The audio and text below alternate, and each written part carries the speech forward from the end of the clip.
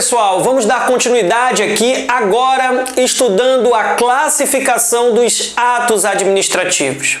Olha lá, eu sei que classificação, quando a gente vai trabalhar, né, sempre que a gente vai estudar classificação, é um momento muito maçante, muito chato. Entretanto, meus caros, eu quero que você preste muita atenção nessa classificação. Eu trouxe para vocês uma prova desse ano, agora de 2018, em que foi cobrado esse assunto.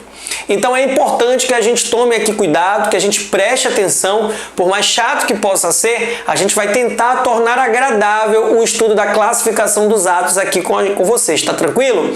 Vamos lá, vem comigo! E a gente vai também aqui, gente, trazer apenas aquelas classificações que costumam a cair nas provas de concurso, aquelas que têm uma incidência maior.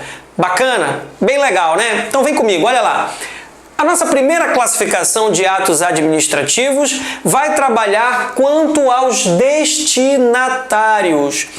E quanto aos destinatários, nós temos que os atos administrativos podem ser individuais ou eles podem ser gerais. Um ato individual, meus amigos, é aquele ato que se destina a uma pessoa ou até a um grupo de pessoas especificados. Então nós temos nos atos chamados individuais a individualização daqueles que serão abraçados pelo ato administrativo. Essa é a ideia dos atos individuais. Ele determina quem são as pessoas que serão atingidas pelo ato administrativo, diferente dos chamados atos gerais. Os atos gerais são aqueles cujos sujeitos são indeterminados. Você não tem como precisar individualizar quem vai ser abraçado por aquele ato, porque ele se destina a um grupo de pessoas indeterminados. Quando sai uma portaria, por exemplo, concedendo férias a um servidor específico, férias ao servidor Paulo André, no Tribunal de Justiça do Estado do Pará. Veja, é um ato individual. Eu individualizo, determino a quem vai ser dirigido esse ato administrativo, que é esta portaria de férias. Então você tem um ato individual. Da mesma forma que, quando, por exemplo, também o Tribunal de Justiça diz, a partir da semana que vem, a partir da segunda-feira, todos os servidores terão agora que bater seus pontos de forma eletrônica. O ponto será agora eletrônico para todos os servidores públicos. Perceba, não há aqui uma individualização. Eu não especifico quais são os servidores que passarão a bater ponto eletrônico. Todos vão bater. Os sujeitos são indeterminados. Então eu tenho um ato geral. Olha lá. Quando você passa, olha lá que beleza, né? Passou no concurso do Ministério Público do Estado do Pará. E aí na primeira chamada, o MP faz logo aí, né, 30 nomeações. Chama 30 pessoas, né? Então vai lá do 1º ao 30. Essas nomeações, essas 30 nomeações, é um ato individual ou é um ato geral? Oi? Geral? Claro que não. É um ato individual, meus amigos. Por quê? É óbvio que quando sair a nomeação, essas pessoas serão individualizadas. Você vai saber quem foi o 1º, o 2º, o 3º, o 4º, até o 30º. Então você tem aí o quê? Uma individualização nesse ato administrativo que foi a nomeação. Por isso eu disse a vocês que os atos individuais são aqueles que se destinam a uma pessoa ou a um grupo determinado de pessoas. Então perceba que na nomeação de candidatos, né, que prestaram um concurso público, na nomeação dessas pessoas, eu tenho um ato individual.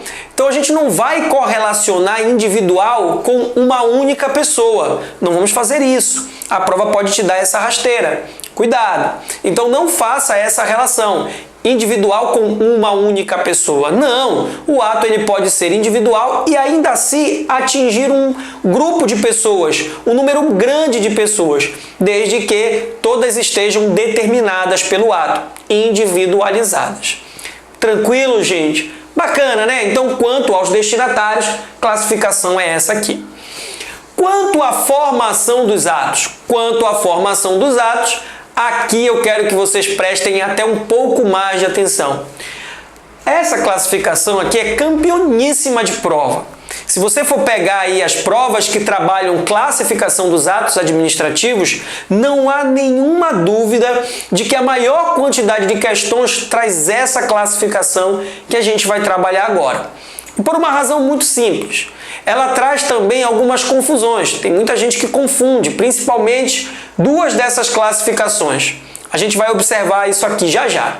Então olha lá. Quanto à formação, eu tenho que os atos podem ser simples, composto ou complexo. E o candidato, ele costuma confundir muito o composto com o complexo. Eu espero que aqui na nossa aula eu consiga sanar essa tua dúvida. A gente consiga aí desenvolver bem para que você possa chegar na hora da prova e não errar. E não marcar outro, né? Em vez de marcar, por exemplo, o composto, marca o complexo e vice-versa. Bacana? Mas olha lá, vamos começar falando dos chamados atos simples. Um ato simples, meu amigo, é aquele que tem apenas uma manifestação de vontade. Todas as vezes que eu tenho apenas uma única manifestação de vontade, eu vou estar diante de um ato simples. Então, lá na portaria de nomeação, quando sai a nomeação, você não tem aí, meus amigos, um ato, uma manifestação, mais de uma manifestação de vontade. Você tem um ato simples. Da mesma forma que a portaria de férias, quando o presidente do tribunal te concede férias, é apenas a manifestação de vontade dele. Por essa razão, meus amigos, você vai estar diante de um ato simples. Aqui, uma observação muito pertinente, para que você amanhã também não se confunda aqui no simples e não marque simples quando ele é. Por exemplo, nós temos situações em que um determinado órgão vai deliberar sobre um assunto, por exemplo, de natureza administrativa. Então, nós temos no Tribunal de Justiça, no Ministério Público do Estado. Vamos pegar o caso do MP do Estado do Pará. Nós temos o CNMP, Conselho Nacional do Ministério Público. E o Conselho Nacional do Ministério Público delibera, entre outras coisas, diversas situações. Como, por exemplo, recentemente, o CNMP deliberou que as decisões tomadas pelo Procurador-Geral, ele não vai ser revisto pelo CNMP, pelo Conselho Nacional do Ministério Público, se aquela decisão não extrapolou a legalidade. Então o CNMP não vai ficar fiscalizando todas as decisões e os atos do Procurador-Geral, a não ser que esses atos, essas decisões, elas extrapolem os limites da legalidade. Então o CNMP tratou de colocar uma resolução nesse sentido, deliberou nesse sentido. E ao deliberar nesse sentido, houve ali o quê? Uma deliberação por vários conselheiros. Mas essa manifestação de vontade, meus amigos, ela é única no sentido de entender que os atos ou as decisões do Procurador-Geral não devem ser revistas se não extrapolar a legalidade, se não extrapolar os limites da lei. A manifestação de vontade é essa, foi única, mas feita por um órgão colegiado. Então, muito cuidado também, porque quando o ato ele é simples, não quer dizer que essa manifestação de vontade é de uma única pessoa. É possível que o ato seja simples, mas a manifestação de vontade, ela adveio de um grupo de pessoas, de um colegiado, como no caso do CNMP, como no caso dos desembargadores, por exemplo, de um tribunal, e por aí vai. Aonde você tem um órgão composto por várias pessoas, pode ser que essas várias pessoas deliberem e daí dessa deliberação saia uma manifestação de vontade. E você vai ter um ato simples. Deu para compreender legal isso? Beleza! O grande problema está aqui, gente, entre o ato composto e o ato complexo. Muita gente confunde os dois. Vamos tentar entender primeiramente o que são os atos considerados compostos. Ato composto é aquele que vai ter mais de uma manifestação de vontade. Agora eu não tenho mais uma única manifestação de vontade. Eu tenho mais de uma manifestação. Só que nos atos compostos eu vou ter uma vontade acessória e uma vontade principal. Então eu vou ter uma vontade considerada a chamada vontade principal e eu tenho uma vontade acessória, ou seja, dependente da vontade principal.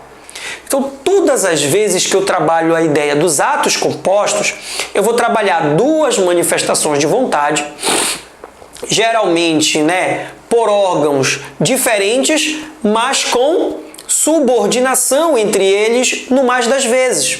Então, nos atos compostos, eu vou ter mais de uma manifestação de vontade, que geralmente vai acontecer por órgãos distintos, entretanto, esses órgãos têm uma certa relação de dependência.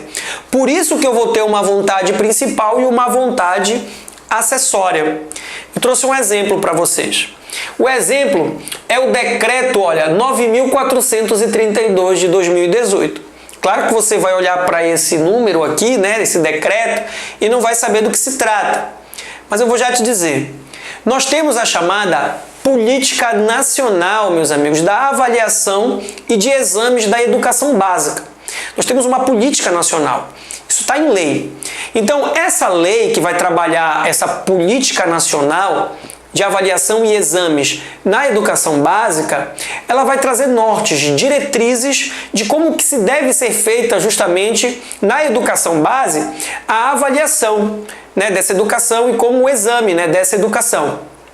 Só que essa lei precisa se tornar prática.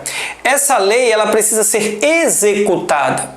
Daí que o Poder Executivo expede através do seu presidente o Decreto 9.432 de 2018, trabalhando justamente em cima desta política nacional. Então ela cria este decreto, o Poder Executivo cria o decreto, que vai exatamente colocar em prática, executar essa política nacional, dizendo como é que vai se dar essa avaliação e esse exame dentro da educação básica. Só que, quando você pega esse decreto, se você tiver oportunidade, vai lá no site do Planalto, por exemplo, quando você coloca esse decreto, você vai perceber lá no final, o presidente da República, vai estar o nome dele lá, Michel Temer. E logo abaixo, você vai ter também, numa letra um pouco menor, o ministro da Educação, que é o Rosselli, se eu não me engano, Então, o ministro da Educação, ele vai também estar lá. E o que vai fazer o ministro da Educação, o Rosselli? Ele vai nada mais, nada menos do que referendar essa manifestação de vontade do presidente da República. Então, eu tenho aqui, meus amigos, através do referendo, vamos dizer assim, do ministro da Educação, um ato administrativo acessório. Então, nós temos aqui um ato administrativo considerado composto, onde eu tenho duas manifestações de vontade, onde eu tenho o presidente da República e onde eu tenho o ministro da Educação. Atrelado ao governo federal, é bem verdade, atrelado ao governo federal, porém subordinado a ele. Por essa razão, meus amigos, eu tenho aqui um ato composto. Mais de uma manifestação de vontade, entretanto, uma vontade acessória e uma vontade principal. Deu para entender essa ideia dos atos compostos? Bacana? Como é que funciona os chamados atos complexos? Nos atos complexos, eu vou ter também duas manifestações de vontade. São manifestações de vontade distintas. Entretanto, eu não vou ter aqui uma relação de dependência entre essas vontades. São vontades totalmente independentes. E você vai observar que essas vontades, elas vão emanar de órgãos distintos, onde não há relação de hierarquia entre eles, não há subordinação. Eu trouxe como exemplo para vocês a nomeação do ministro do Supremo Tribunal Federal. O ministro do STF, como é que funciona? Ele é indicado pelo presidente da República, porém aprovado pelo Senado Federal. O grande problema do candidato é quando ele se depara com essa expressão: aprovado pelo Senado Federal. Poxa, aprovado pelo Senado Federal, então não significa dizer que também é só um referendo, é só uma assinatura lá embaixo? Então não seria um ato composto? Não. Primeiro porque o Senado Federal é o órgão independente da Presidência da República. Não há subordinação. A não ser que eu vá dizer que existe subordinação entre o Executivo e o Legislativo. Óbvio que não. E na prática, meus amigos, nós vamos observar procedimentos diferentes. Tanto é verdade que o presidente indica o ministro do STF, mas o ministro é sabatinado pelo Senado Federal. Não é uma simples aprovação de assina embaixo, não. O Senado convoca esse ministro, né, que pode vir a se tornar um ministro, e o sabatina com perguntas. Inclusive tem um quórum de aprovação. Você vai lembrar o mais recente, o Alexandre de Moraes, né, que hoje ministro do STF, foi sabatinado no Senado Federal com perguntas, que vai verificar toda a vida, né, do futuro ministro, né, e por aí vai. Então são órgãos independentes manifestando vontades totalmente independentes. Não há uma relação de subordinação e dependência. A manifestação do presidente é uma coisa, a manifestação do Senado Federal é outra. Isso aqui já causou muita polêmica, essa questão da indicação do ministro do STF. Porque ainda existem algumas pessoas que entendem que esse é um ato composto, mas é sedimentado, meus amigos. É doutrina majoritária de que a nomeação de ministro do Supremo Tribunal Federal é considerado um ato complexo. Há muito tempo atrás, a Fundação Carlos Chagas considerava como um ato composto. Se você buscar todas as outras bancas, toda e qualquer banca, elas vão entender que é um ato complexo. Então fiquem tranquilos, marquem que a nomeação do ministro do STF, e eu estou trazendo esse exemplo porque ele cai pra caramba.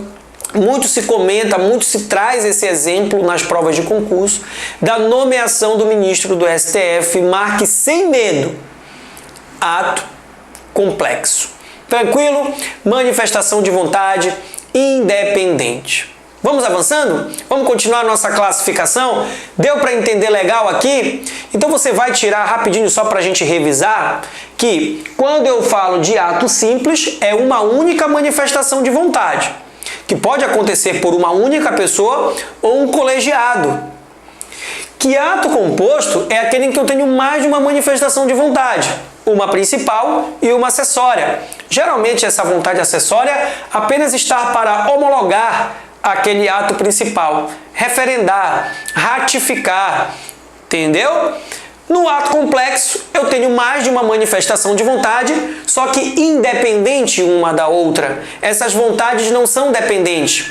Por isso que elas se originam de órgãos independentes entre si. Não tem hierarquia e subordinação entre eles. Bacana? Legal, né? Vamos avançando. Nossa próxima classificação vai trabalhar quanto ao resultado. Quanto ao resultado que esse ato administrativo vai atingir, ele pode ser um ato ampliativo ou restritivo. O ato ampliativo é aquele que confere direito a uma determinada pessoa.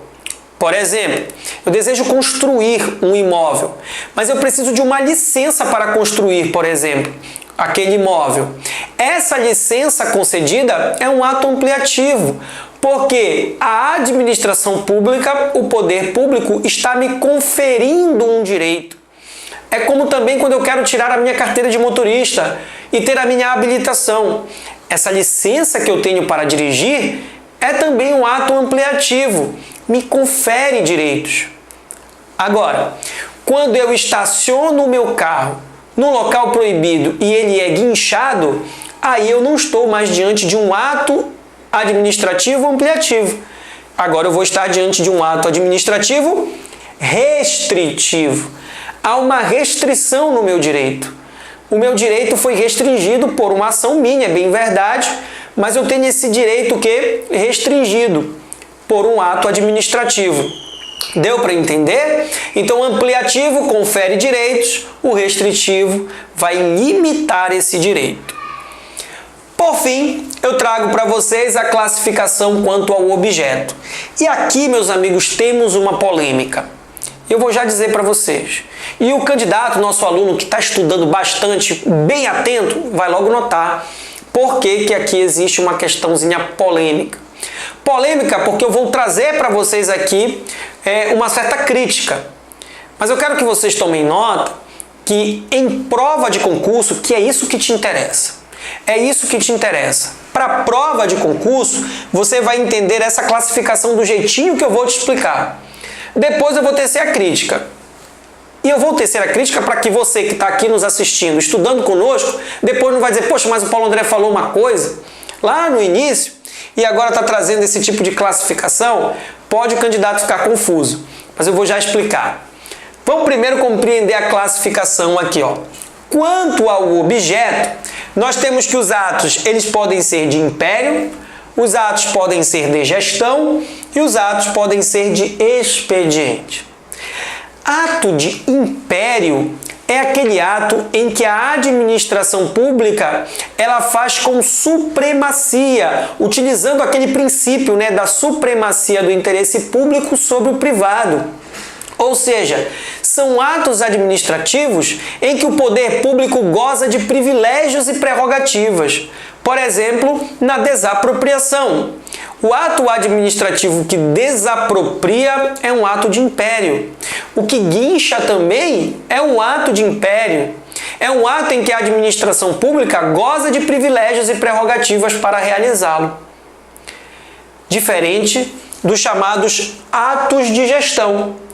Ato de gestão é aquele em que a administração pública não goza de supremacia do interesse público. Age meio que em igualdade com o particular. Essa é a ideia dos chamados atos de gestão. Atos em que a administração não goza de privilégios e prerrogativas. E os chamados atos de expediente são atos meramente materiais, de mera execução, aonde a administração pública não injeta manifestação de vontade, ela apenas vai lá e executa, seja uma demolição em si, quando ela, por exemplo, demole um imóvel que está em ruínas. O ato de demolição em si é um ato de expediente, meramente material. Não há manifestação de vontade, pois ela já foi anterior quando se decidiu pela demolição. Mas o ato de demolir em si é ato de mero expediente. E agora a gente vai tecer as críticas, meus amigos. E aí eu tenho certeza que você já deve ter notado. O quê? Lá no início da nossa conversa, quando a gente começou a falar sobre atos administrativos, você viu comigo o conceito de atos. E lá em conceito eu te trouxe as características exatas dos atos administrativos que inclusive dão a ele o seu conceito. Você viu comigo que para que seja um ato administrativo, é necessário que a administração pública esteja dentro do chamado regime de direito público. Ou seja, gozando da supremacia do interesse público sobre o privado, de tal modo que será ato administrativo se ela atuar gozando dos chamados privilégios e prerrogativas que lhe são conferidas. No ato de gestão eu tenho isso? Não, porque eu tenho um ato sem a supremacia, sem privilégio e prerrogativa. Então tece a crítica à doutrina de que os atos de gestão não seriam bem atos administrativos. Então, nós teríamos aí um defeito nessa classificação, porque é uma classificação dos atos administrativos. Da mesma forma que os atos de expediente, uma vez que são atos materiais, atos que não têm manifestação de vontade. E você viu também comigo que condição sine qua non para que seja ato administrativo é manifestação de vontade. Então, só uma crítica para que depois você veja aqui eu colocando essa classificação e diga, poxa, mas o professor falou que ato de gestão e de expediente, pelo conceito, não seriam atos administrativos. Pois bem, o fato é que em prova de concurso, isso é o que te interessa. Isso que é o importante você saber. Vez ou outra, essa classificação é colocada. Bacana? Por falar em prova de concurso, eu quero encerrar esse nosso bloco trazendo uma questão acerca de classificação. Nós temos uma prova aqui, meus amigos, do ano de 2018, lá no TRT da primeira região, lá do Rio de Janeiro. E olha só, a fundação, a banca, foi o Instituto AOCP. E aí ele vai trabalhar a ideia de classificação. Ano de 2018, a prova era para técnico judiciário, na área administrativa, prova de nível médio. E aí, olha só, o comando da questão diz: referente aos atos administrativos, assinale a alternativa correta. Vamos lá? Alternativa A. Atos de gestão, olha aí, tá vendo? Já sendo colocado a ideia dos chamados atos de gestão. Atos de gestão são aqueles praticados pela administração pública com todas as prerrogativas e privilégios de autoridade, como os atos de polícia. Tá certo isso, gente? Claro que não. Nós acabamos de ver que os atos de gestão são sem a supremacia, sem privilégio, sem prerrogativa, ao contrário do que a alternativa nos coloca. Portanto, alternativa A, alternativa incorreta. Alternativa B.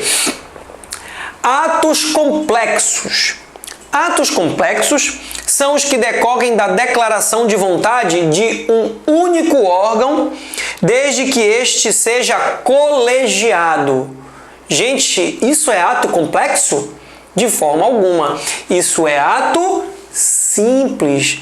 Uma manifestação de vontade de um colegiado.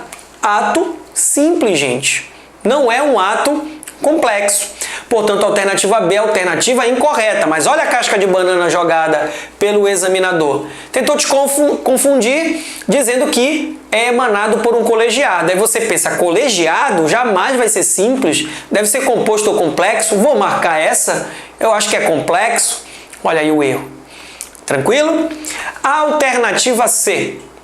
Ato composto é o que resulta da manifestação de dois ou mais órgãos em que a vontade de um é instrumental em relação à de outro que edita o ato principal.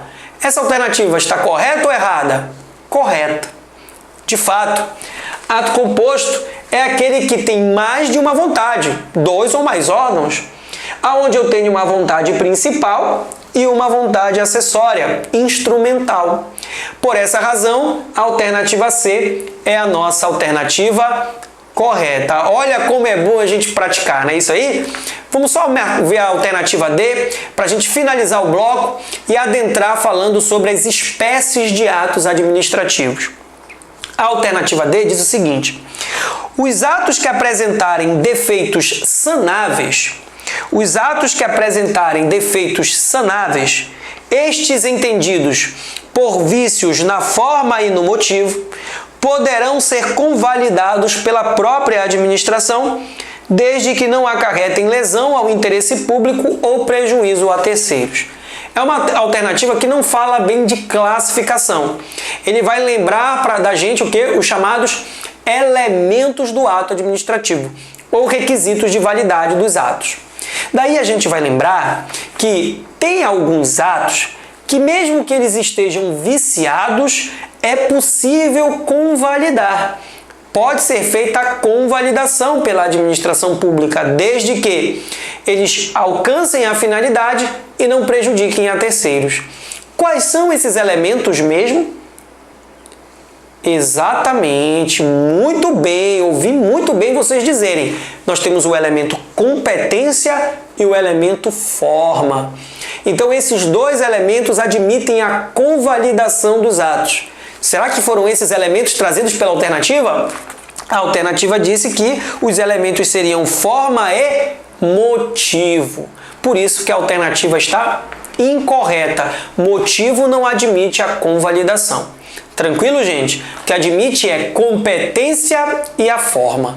Bacana, galera? Tranquilo. Continuem exercitando. Façam questões e vocês vão observar que isso vai trazer um resultado positivo muito grande para vocês. Até o nosso próximo bloco, onde a gente vai trabalhar as espécies de atos administrativos.